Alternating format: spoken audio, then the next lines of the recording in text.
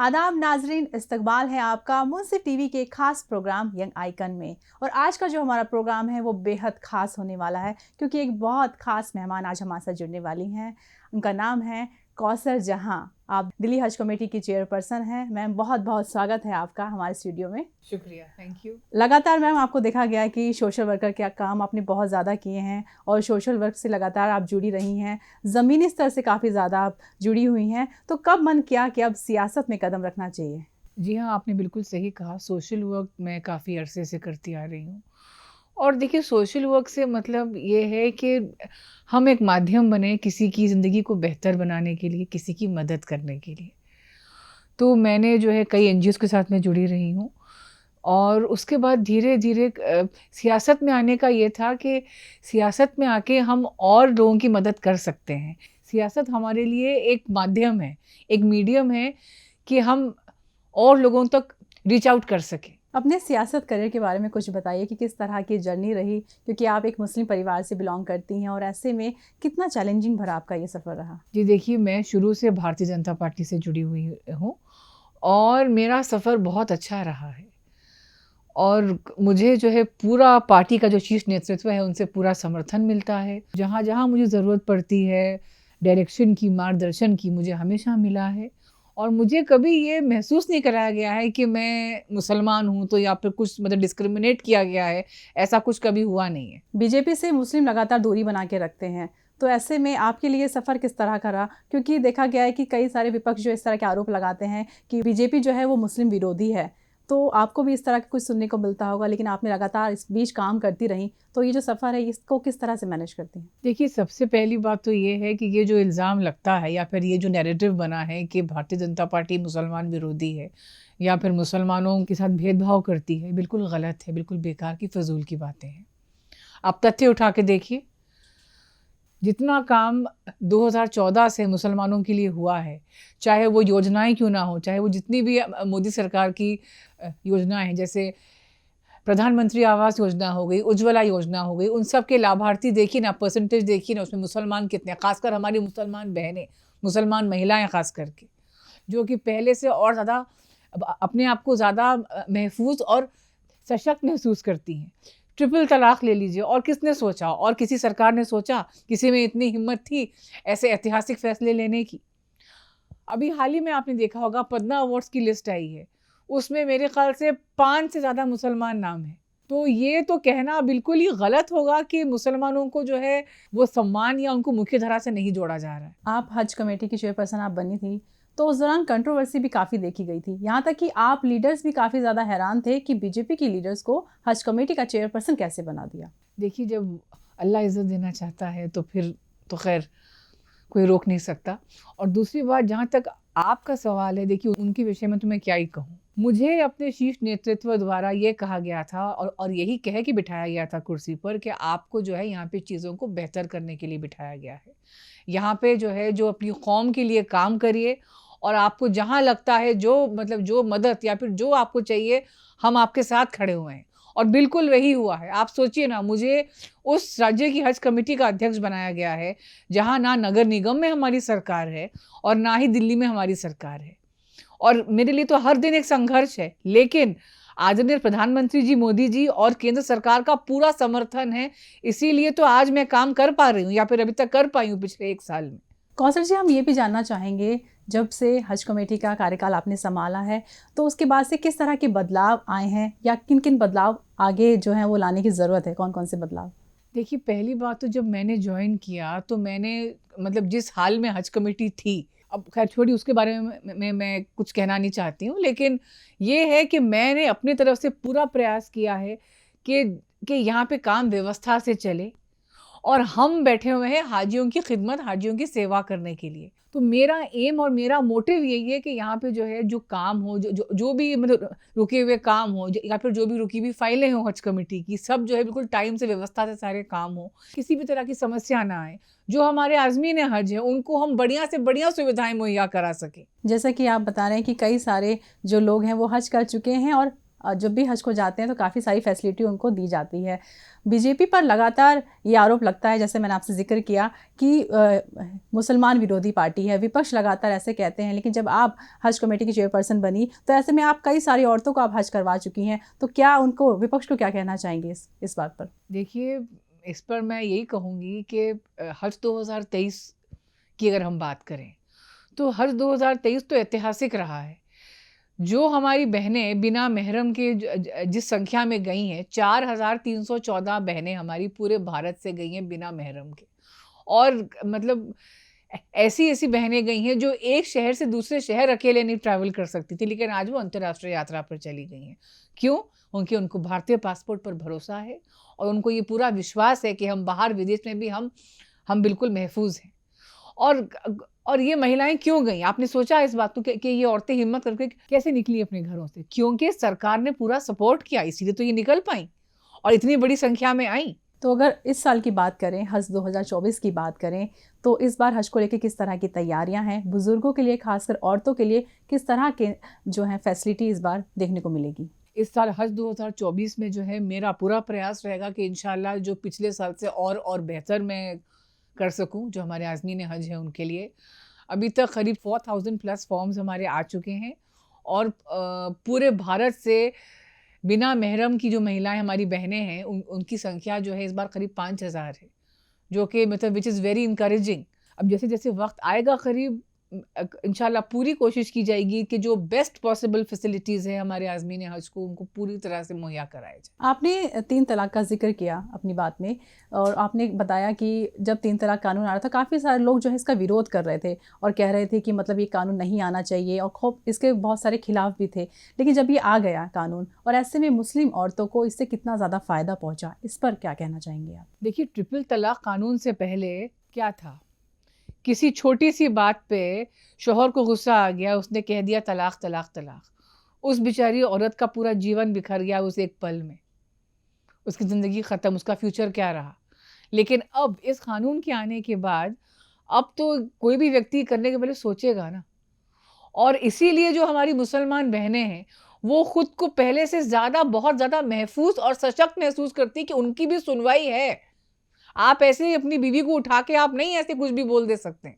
आप दिल्ली हज कमेटी की चेयरपर्सन हैं और दिल्ली में आम आदमी पार्टी की सरकार है, तो क्या कभी ऐसा हुआ है कि काम में कुछ अड़चन आई हो, या काम में रुकावट आई हो, या टकराव देखने को मिला हो? देखिए, जैसे मैंने आपको बताया, मेरे सामने जितना बड़ा विपक्ष है, मेरे ख्याल से बहुत कम ऐसा आपको देखने को मिलेगा कि मुझे जो है बिल्कुल उस राज्य की हज कमेटी का अध्यक्ष बनाया गया है जहाँ ना दोनों जगह हमारी सरकार नहीं है।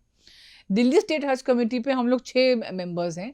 भारतीय जनता पार्टी से गौतम गंभीर जी हैं जो सांसद हैं पूर्वी दिल्ली से, मैं हूँ, और बहन नाजिया दानिश है कांग्रेस से जो कि निगम पार्षद भी हैं, और मोहम्मद साद हैं जो कि इस्लामिक स्कॉलर है। आम आदमी पार्टी के 2 हमारे भाई हैं जो कि विधायक हैं, हाजी यूनुस और अब्दुल रहमान जी, जो इस हज कमेटी पर हैं। लेकिन अफसोस की बात है, बहुत अफसोस के साथ मुझे कहना पड़ रहा है कि उन पर राजनीतिक विरोध ज़्यादा हावी है कौम की खिदमत करने से ज़्यादा। जब से मैंने कार्यभार संभाला है, एक बार भी उनको मतलब ये नहीं हुआ कि हम आएँ और आके हम भी मतलब इस नेक काम में जो है कुछ अपनी भागीदारी दें या फिर खिदमत करें हाजियों की। उनकी तरफ से कोई कोऑपरेशन नहीं है। आप सोचिए ना, दिल्ली में उनकी सरकार है, नगर निगम में उनकी सरकार है, वो विधायक हैं, वो इस हज कमेटी पर हैं, तो भी उनको तो पूरा कोऑपरेट करना चाहिए था, लेकिन उनकी तरफ से कोई कोऑपरेशन नहीं रहा है। मुझे जो भी मदद मिली या फिर अभी तक मैं जो भी काम या फिर जो भी खिदमत कर पाई हूँ आज़मीन हज की, उसका मैं केंद्र सरकार का और अपने आला कमान का बहुत बहुत तहे दिल से शुक्रिया करना चाहूँगी कि उन्हीं के सपोर्ट और समर्थन से हम कर पाएँ। कौसर जी, जैसा कि आपने कहा, काफ़ी अच्छी आपने बात कही है कि कितनी भी चाहे रुकावट आती रहे, लेकिन पीछे नहीं हटना है, आगे बढ़ते रहना है। और ऐसे में मुल्क में और किन बदलावों की ज़रूरत है, आपके नज़रिया जानना चाहूँगी। खासकर मुस्लिम औरतों के लिए क्या कुछ बदलाव जो हैं वो लाए जा सकते हैं? देखिए, जहाँ तक बदलाव और विकास की बात करें तो आप देखिए 2014 के बाद से जिस रफ्तार से या फिर जिस गति से विकास हुआ है देश में, वो चाहे हर क्षेत्र में क्यों ना हो। और जहाँ तक मुसलमानों की बात करें तो मुसलमानों के लिए आप देखिए ना, जो उनकी स्थिति या उनको जो चाहे उनको सम्मानित किया जाए, चाहे वो मुसलमान बहनों के लिए सोचना हो, तो हर जगह कुछ ना कुछ तो हुआ ही है उनके लिए। और आदरणीय प्रधानमंत्री जी का जो सपना है विकसित भारत का, उसके लिए तो जिस गति से काम हो रहे हैं और इंशाल्लाह आगे भी होते रहेंगे, तो मुझे पूरी उम्मीद है कि जो जो कमियां हैं वो सब धीरे धीरे पूरी हो जाएंगी। एजुकेशन की जब भी बात आती है तो मुस्लिम इसमें हमेशा पीछे रहते हैं, तो कहीं ना कहीं मुस्लिमों में एजुकेशन की बहुत ज़्यादा कमी है। इस कमी को किस तरह से पूरा किया जा सकता है, इसको लेकर क्या कहेंगे आप? देखिए, मुसलमानों में जो है बहुत अफसोस की बात है कि जी हाँ, हमारी कौम इसमें थोड़ी सी पीछे है, लेकिन सरकार द्वारा हर तरह के प्रयास किए गए हैं और किए जा रहे हैं कि मुसलमानों को इनकरेज किया जाए और उनको भी जो है मतलब पढ़ाई का महत्व, उसकी वैल्यू उनको समझाएं और उनको भी बिल्कुल भी मतलब वो पीछे ना रहें किसी तरह से। आदरणीय प्रधानमंत्री साहब ने जो है कहा था कि मुसलमानों के एक हाथ में लैपटॉप और एक हाथ में कुरान में देखना चाहता हूँ, और बिल्कुल उन्होंने खूब काम भी किया है इसमें। आप देखिए ना, जो मुसलमान बच्चों का स्कूल ड्रॉप आउट रेट था वो 2014 से पहले जो है 70% था, लेकिन अब वो 40% हो गया है। तो मेरे ख्याल से फ़र्क तो पड़ा ही है। मुल्क के नौजवानों को आप क्या संदेश देना चाहते हैं, जो लोग अभी स्टडी कर रहे हैं, पढ़ाई कर रहे हो, अपने करियर को लेके काफ़ी ज़्यादा उन्हें कन्फ्यूजन होती है, तो क्या कुछ संदेश उनके लिए देना चाहेंगे आप? जो हमारे नौजवान भाई बहन हैं उनसे मैं यही निवेदन करना चाहूँगी कि आप अपना मत जो है ना, आपका मत बहुत वैल्यूबल है, बहुत महत्वपूर्ण है, और ये आपका एक वोट जो है इस देश की और आपकी दिशा और दशा तय करेगा। तो आप खुद देखिए कि आपका विकास या आपके आगे बढ़ने की पॉसिबिलिटीज़ जो हैं वो किसके साथ है। मेरे ख़्याल से आज हर व्यक्ति को ये बात समझ में आ रही है कि आदरणीय प्रधानमंत्री मोदी जी की ही सरकार में जो काम हुए हैं या फिर जो उनको फैसिलिटीज़ या फिर जो उनको अपॉर्चुनिटीज़ मिले हैं वो पहले नहीं मिले हैं और आगे भी इंशाल्लाह मिलते रहेंगे। जैसे कि आपने न्यू वोटर्स का जिक्र किया और हाल ही में प्रधानमंत्री ने नव मतदाता कार्यक्रम की भी शुरुआत की है, जिसमें देश भर से युवा जुड़े थे और प्रधानमंत्री ने खुद उनसे बात की, वर्चुअल बात की। तो इसको किस तरह से देखते हैं, क्योंकि इस प्रोग्राम की जो शुरुआत है वो पहली बार की गई है, वैसे हर बार होती है लेकिन अब उनको एक नाम दे दिया गया है, नव मतदाता। इस पर क्या कहना है आपको? देखिए, आदरणीय प्रधानमंत्री जी का तो हमेशा ही उनका जोर रहा है कि जो यूथ को आगे बढ़ाना और यूथ को प्रोत्साहित करना। तो इसमें तो मैं यही कहूँगी कि I think we are lucky and fortunate to have a leader like him, जो कि समझते हैं यूथ के एस्पिरेशंस और उनकी जो उनकी ज़रूरतें हैं। प्रधानमंत्री से आपने भी हाल ही में मुलाकात की थी, तो ये पूछना चाहूँगी कि किन मुद्दों पर बात हुई उनसे और उस मुलाकात के बारे में क्या कुछ ज़िक्र करना चाहेंगे आप? जी हाँ, बिल्कुल, आई वाज़ फॉर्चुनेट इनफ, मैं उन खुशनसीब लोगों में से थी जिसे मौका मिला उनसे मिलने का और उनका आशीर्वाद लेने का। और उनसे मिलकर मुझे मतलब वाक़ई में मुझे ये एहसास हुआ कि मतलब इतनी गहराई से वो चाहे वो मुसलमान हो, चाहे वो अल्पसंख्यकों की जो समस्याएँ हैं, उसकी इतनी डीप अंडरस्टैंडिंग है उनको, और उसका समाधान निकालने के लिए वो हर मुमकिन प्रयास करने को तैयार हैं। मतलब इतना कंसर्न है उनको कि हाँ भाई कि ये लोग भी आगे बढ़ें और इनको मुख्य धारा से जोड़ा जाए। पिछले दिनों केंद्रीय मंत्री स्मृति ईरानी सऊदी अरब के दौरे पे गई थी हज यात्रा को लेकर, तो उनके इस दौरे को आप किस नज़र से देखती हैं? क्या कुछ कहना है इस दौरे को लेकर, और जो लोग हज यात्रा पे जा रहे हैं उनकी यात्रा पर क्या कुछ फ़ायदा पहुंचेगा इस मुलाकात से? देखिए, आदरणीय स्मृति ईरानी जी जो गई थी सऊदी अरब, वो गई थी हमारे आज़मीन हज की जो हज यात्रा है इस बार हज 2024 जो है, कि वो सफ़र और आसान हो, ताकि उनको और फैसिलिटीज़ हम दे सकें, जाके उनसे नेगोशिएट करने के लिए कि भाई कि और बेहतर हम क्या कर सकते हैं अपने हाजियों के लिए। तो ये तो बहुत अच्छी बात है कि आप देखिए ना, अभी मोदी सरकार की महिला मंत्री जो है इतना इंटरेस्ट लेके वो जा रही हैं, तो मेरे ख्याल से यही बहुत कुछ कहता है।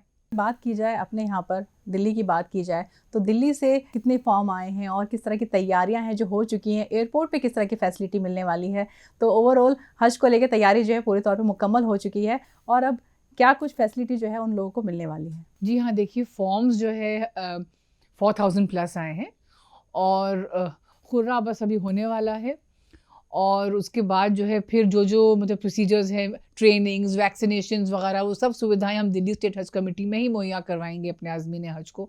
बाकी एयरपोर्ट पर जैसे पिछले साल हमने किया था, इंशाल्लाह इस साल पूरा प्रयास होगा कि उससे बेहतर सुविधाएं दें, चाहे वो दिल्ली पुलिस हो, डायल हो, CISF हो, सऊदी एयरलाइंस हो, इमिग्रेशन हो, सबसे कोऑर्डिनेट कर रहे हैं हम, और जितना हो सके जो हमारे आज़मीन हज है उनकी यात्रा को और सुखद और खुशगवार बनाएं, ये हमारा पूरा प्रयास रहता है। तो अच्छा, अगर चुनावों की बात कर ली जाए, अभी बहुत नज़दीक हैं चुनाव और देश भर में इसकी हलचल चल रही है, चाहे बिहार की बात करें या आप दिल्ली की बात करें।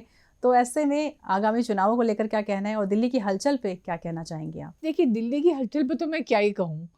वो तो जो दिल्ली की मौजूदा सरकार है, अपने काम के बलबूते पे क्यों नहीं बात करते वो तो कुछ ना कुछ नया तमाशा, वो तो आई एम नॉट सरप्राइज्ड, वो तो हमेशा का है। वो तो हमेशा चुनाव के पहले कुछ ना कुछ होता ही है उनके पास मुद्दा। और जहाँ तक आने वाले चुनाव का है, उस पे जो है मुझे पूरा भरोसा है कि इंशाल्लाह आदरणीय प्रधानमंत्री जी फिर इंशाल्लाह पूर्ण बहुमत के साथ फिर आएंगे और जो जो अधूरे काम हैं वो बिल्कुल पूरे किए जाएंगे। कौसर जी, जब आपको हज कमेटी का चेयरपर्सन बनाया गया तो आप पार्टी का किस तरह का रिएक्शन था? जी, आप पार्टी का रिएक्शन ये था कि मेरे ऑफिस संभालने के 15 दिन बाद हमें एक नोटिस मिला डूसिब द्वारा कि आप या तो हज मंजिल का जो है जो पिछला किराया है वो भरिए, अगर नहीं तो फिर 10 दिन में जो है आप हज मंजिल की बिल्डिंग खाली करिए।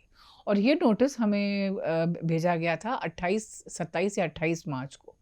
उस वक्त रमज़ान का मुक़द्दस महीना चल रहा था और हज की तैयारियां पूरे चरम पर थी। तो आप ये सोचिए कि इसका मतलब उन पर राजनीतिक विरोध इतना हावी था कि उन्होंने ये तक नहीं सोचा कि रमज़ान का मुक़द्दस महीना चल रहा है और आज़मीन हज की सुविधाओं के लिए यहाँ पे हम तैयारियां कर रहे हैं, लेकिन ये था कि जी हज मंजिल की बिल्डिंग खाली करिए। इतने सालों में ऐसा नोटिस क्यों नहीं आया, मैं ये पूछती हूँ। क्यों? क्योंकि आपका अध्यक्ष था, इसीलिए। आज भारतीय जनता पार्टी का अध्यक्ष बैठा हुआ है तो जाहिर सी बात है उनको दिक्कत हो रही है। भाई कौम के बारे में कौन सोच रहा है? यहाँ तो अपनी राजनीति करनी है, यहाँ तो किसी हाल में हमें सत्ता चाहिए बस। यहाँ तो वही वाली बात है। आपको जब हज कमेटी का चेयरपर्सन बनाया गया तो इससे बीजेपी क्या मैसेज देना चाहती है और इससे आप आम आदमी पार्टी को क्या मैसेज देना चाहते हैं? देखिए, भारतीय जनता पार्टी में जो है ना, यहाँ पे क्राइटेरिया और कुछ नहीं है, ना परिवारवाद है, आप किसके भतीजे हैं, किसके बेटे हैं, फलाने हैं, क्या हैं, इट डज़ नॉट मैटर। यहाँ पे है आपका काम, आपकी परफॉर्मेंस, उसी को मद्देनज़र रखते हुए आपको जो है आपको दिया जाता है जो भी आपको रिवॉर्ड मिलता है। अब ये है कि एक महिला को जो है इतनी बड़ी जिम्मेदारी देना और इस पद पर बिठाना का मतलब ही ये है कि भारतीय जनता पार्टी जो है बिल्कुल महिला सशक्तिकरण की दिशा में जो है काम करती है और महिलाओं को आगे बढ़ाने की ही विचारधारा से चलती है। हज 2024 के लिए आपकी तरफ से तैयारियां पूरी हो गई हैं। लगातार बीजेपी भी इसमें अपना रोल निभा रही है और देखा है कि केंद्रीय मंत्री अभी मुलाकात भी करके आई हैं, सऊदी अरब में गई हैं, खास मुलाकात भी की थी उन्होंने। और पिछली, जैसे आपने जिक्र किया कि पिछले साल एयरपोर्ट तक खुद छोड़ने गई थी केंद्रीय मंत्री। तो ऐसे में बीजेपी तो बढ़ चढ़ के आगे है हज को लेकर, लेकिन दिल्ली की अगर सरकार की बात की जाए तो दिल्ली सरकार का किस तरह का रोल है हज को लेकर? देखिए, दिल्ली सरकार का कुछ मुझे तो कुछ दिखा नहीं अपने कार्यकाल में। आम आदमी पार्टी के 2 विधायक इस हज कमेटी पर हैं, हाजी यूनुस साहब और अब्दुल रहमान जी। वो एक बार ऑफिस तक नहीं आए हैं। क्योंकि मैं अध्यक्ष हूँ, क्योंकि भारतीय जनता पार्टी का अध्यक्ष है और आम आदमी पार्टी का अध्यक्ष नहीं है। तो इसीलिए जो है उनको और कोई काम नहीं है, बस मेरे ऊपर खाली बस उल्टी सीधी टिप्पणियाँ करना और मेरे काम में रुकावटें डालना। उनका मतलब मैं बोलूँगी कंट्रीब्यूशन उनका बिल्कुल ज़ीरो रहा है हज कमेटी का जहाँ तक सवाल रहा है। जो भी व्यवस्थाएं हैं, सुविधाएं हैं आज़मीन हज के लिए, उसमें मतलब एक बार पलट के पूछा तक नहीं है कि हाँ भाई कि आपको किस चीज़ की ज़रूरत है, जबकि सरकार उनकी है, वो विधायक हैं।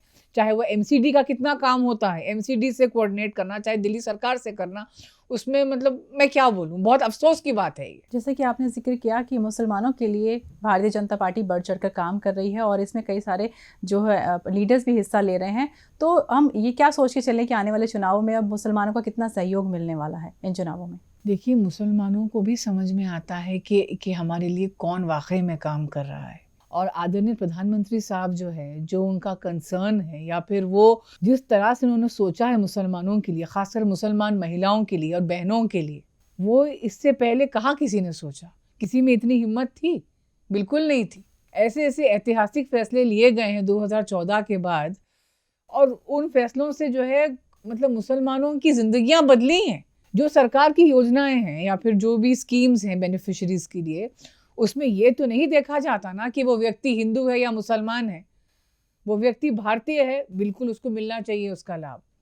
प्रधानमंत्री आवास योजना ले लीजिए, उसमें जो है आप परसेंटेज उठा के देखिए कितने अल्पसंख्यक या मुसलमान समुदाय के लोगों ने उससे बेनिफिट किया, खासकर महिलाओं ने, मुसलमान बहनों ने, उससे वो मतलब सशक्त हुई हैं कि भाई घर जो है महिला के नाम पर है, तो अब जो है उस महिला को आपको पूरा सम्मान देना पड़ेगा, जो कि पहले नहीं था ये। यूपी में मोदी भाईजान एक कार्यक्रम चल रहा है, इस कार्यक्रम से चुनाव में कितना फ़र्क पड़ेगा? क्या वहाँ के जो मुसलमान हैं वो जुड़ने वाले हैं? इस पर लेकर क्या कहना है आपका? देखिए, शुक्रिया, मोदी जी का जो कार्यक्रम चल रहा है वो ज़ाहिर सी बात है कि जो कौम के लोग प्रधानमंत्री साहब से खुश हैं, इसीलिए तो वो शुक्रिया कर रहे हैं उनका। और इंशाल्लाह 2024 में मुझे पूरी उम्मीद है कि देखिए मुसलमान को समझ में आ रहा है ना कि उनका विकास या उनका फ़ायदा किसके साथ रहने में है। उनको अगर आगे बढ़ना है ज़िंदगी में, या फिर उनको अपॉर्चुनिटीज़ कहाँ मिलेंगी, या फिर उनको पॉसिबिलिटीज़ कहाँ मिलेंगी उनको। जो हमारे यंगस्टर हैं, यूथ हैं, उनको क्या आप मैसेज देना चाहती हैं? जो हमारे यंगस्टर्स हैं, जो हमारे नौजवान भाई बहन हैं, मैं आपसे एक ही निवेदन करना चाहती हूँ कि आपका जो वोट है, आपका जो मत है, बहुत कीमती है, बहुत महत्वपूर्ण है। बहुत सोच समझ के इसका इस्तेमाल कीजिएगा, क्योंकि आपका ये मत आपकी और इस देश की दिशा और दशा बदल सकता है। तो कौसर जी, एक और सवाल जो हद से जुड़ा हुआ है, पिछले साल जो महिला गई थी तो उनको आपने किस तरह से भेजा था? क्या कुछ फैसिलिटी थी? देखिए, जो हमारी बहनें गई थी बिना महरम के, उनकी ट्रेनिंग हमने बिल्कुल एक बैच में करवाई। उसके बाद जो है उनसे पर्सनली मैंने खुद उनसे इंटरैक्ट किया, मैं लगातार संपर्क में रही उनसे, और उन सबको जो है एक ही फ़्लाइट में सबको भेजा गया। उनको सी ऑफ करने के लिए केंद्रीय मंत्री श्रीमती मीनाक्षी लेखी जी खुद आई थीं। बिल्कुल बोर्डिंग गेट तक हमने उनको विदा किया। और उसके अलावा जो वहाँ पहुँचने के बाद भी जो भी उनकी समस्याएँ हैं या फिर जो भी उनको प्रॉब्लम थी, हम लगातार उनसे संपर्क में थे कि कुछ भी उनको चाहिए था, वो हमें बस यहाँ पे इन्फॉर्म करते थे और हम पूरा प्रयास करते थे कि यहाँ से उनकी प्रॉब्लम सॉल्व हो जाए। तो बहुत बहुत शुक्रिया कौसर जी हमारे साथ जुड़ने के लिए, हमारे इस प्रोग्राम को और भी ज़्यादा खास बनाने के लिए। शुक्रिया, थैंक यू वेरी मच। तो मिलते रहेंगे आपसे इसी तरह नए मेहमान के साथ, तब तक के लिए दीजिए इजाज़त। खुदा हाफिज़।